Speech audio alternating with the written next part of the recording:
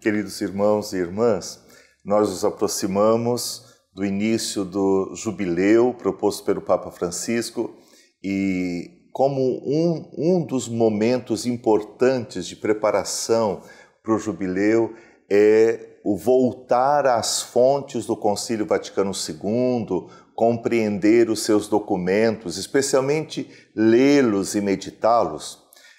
Eu me proponho a fazer breve reflexão a partir deste número 6 dos Cadernos do Concílio, a liturgia no mistério da Igreja, para recuperar esta relação entre liturgia e Igreja, compreendê-la melhor. Então, é preciso, para isso, recordar que quem teve a grande inspiração divina para iniciar o concílio foi São João 23, que justamente na festa da conversão do apóstolo São Paulo, 25 de janeiro de 1959, convocou um concílio ecumênico, no sentido de para toda a Igreja.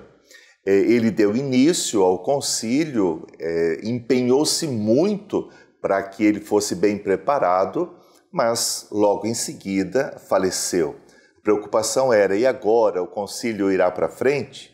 Paulo VI deu grande segurança a toda a Igreja, quando ele, no início do pontificado, disse: é preciso prosseguir com o concílio. E assim a Igreja deu os passos. O primeiro documento aprovado pelo concílio foi justamente a Sacrosanctum Concilium sobre a Sagrada Liturgia.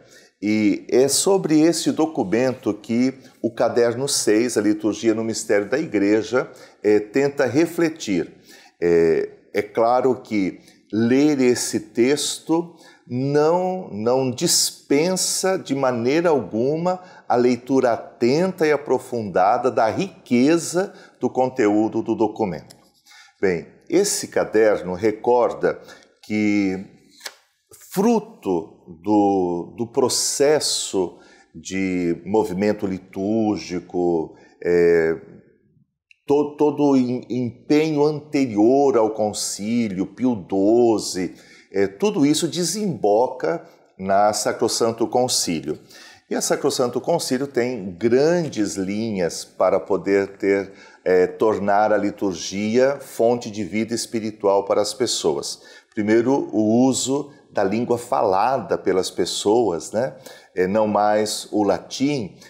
O concílio abriu a porta e foram sendo dados passos para o uso na inteira liturgia romana, na nossa liturgia. Com isto, nós temos, logo nos primeiros anos, um empenho para editar e promulgar, sob a autoridade de Paulo VI, o novo rito da missa, e nesse rito da missa a importância da instrução geral do missal romano. O Papa fez isso no dia 25 de maio de 69, quando ele aprovou tanto o rito da missa quanto a instrução geral do missal romano. Em seguida, foi a vez dos rituais todos da Igreja. Então, ali no período de 69 a 73, nós tivemos os rituais renovados. Ora, mas o que caracteriza a liturgia, se nós pensarmos bem, não é o fato de novos livros, porque novos livros podem ser apenas trocar de lugar. Eu tiro da biblioteca, da estante da livraria e coloco na biblioteca do seminário, da paróquia, da sua casa. É preciso mais do que isso. Então, o capítulo 2 fala de uma chave de leitura, por onde se entra na Sacrosanto Concilium e na compreensão da liturgia. Se entra por esta via. A liturgia é o momento histórico da salvação. Então, o que se deu na história, no agir de Deus para a nossa salvação, realiza-se na celebração litúrgica. O documento atesta, portanto, esta relação e faz com que a liturgia seja, ao mesmo tempo, o cume de toda a ação da igreja e também a fonte de onde emana a sua força. A igreja, então, ela vive a experiência de ser comunidade celebrando.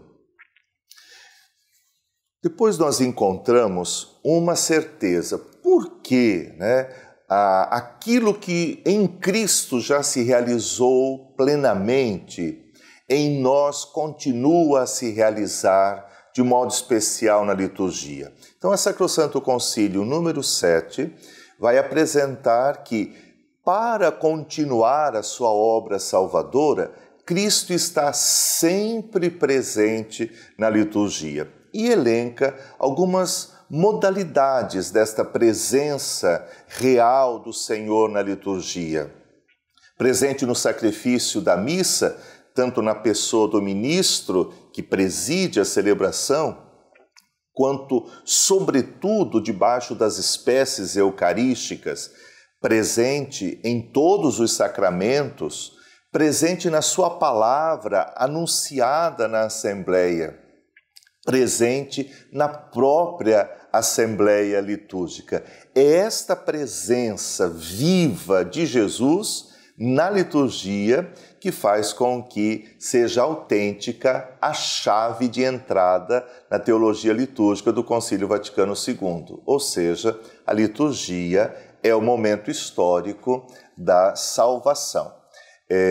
Esse momento histórico faz com que nós possamos dizer com o Papa Francisco na Desiderio Desideravi, a liturgia, por seus ritos, ela é memorial da salvação. Isso significa que, quando a palavra é anunciada, a palavra se realiza entre nós. E eu sou apaixonado por muitos textos da Desiderio Desideravi, mas especialmente por um, que diz assim que, na liturgia, eu sou a samaritana e eu sou Nicodemos. Eu sou Pedro arrependido, mas eu sou também o ladrão que se arrepende. Eu sou Zaqueu, eu sou Madalena, eu sou endemoniado que foi libertado pela palavra. Acontece no agir litúrgico a salvação. Por isso, então, esta possibilidade de entrar na teologia litúrgica do Concílio Vaticano II, reconhecendo que o Senhor se faz presente na liturgia desse modo. O Missal Romano, que é o texto oficial da nossa celebração, seja na quinta-feira, na Missa da Ceia do Senhor, seja no segundo domingo do tempo comum, tem por oração sobre as oferendas uma belíssima expressão de tudo isso, quando diz, num pedido a Deus, que nós possamos celebrar sempre dignamente a Eucaristia, pois todas as vezes que pelos ritos nós realizamos o sacrifício do Cristo, torna-se presente a nossa salvação. Mais que isto, realiza-se a nossa salvação. E como é um momento histórico, a liturgia é fonte para a caminhada de toda a Igreja. Aqueles primeiros números da Sacrosanto Concílio terminam recordando que há uma relação muito grande, expressiva, entre o que nós celebramos e a liturgia dos céus. Ou seja, nós como que antecipamos e saboreamos aquela comunhão perfeita que acontecerá no céu. Há esta relação, portanto, entre a liturgia terrestre e a liturgia celeste. E o texto diz assim: a ênfase está no aspecto da comunhão e na dimensão do início, já na terra, da vida futura, como primícias e garantias, bem como a participação na comunhão dos santos e na vida da Igreja Celeste. Assim, o primeiro e o segundo capítulo nos ajudam a saborear alguns elementos da Sacrosanto Concílio que muito ajudarão na compreensão da liturgia. A compreensão segundo aquilo que se diz de Paulo VI, porque diz de Paulo VI que ele compreendeu que havia necessidade de entender a liturgia a partir do seu sentido, da sua teologia.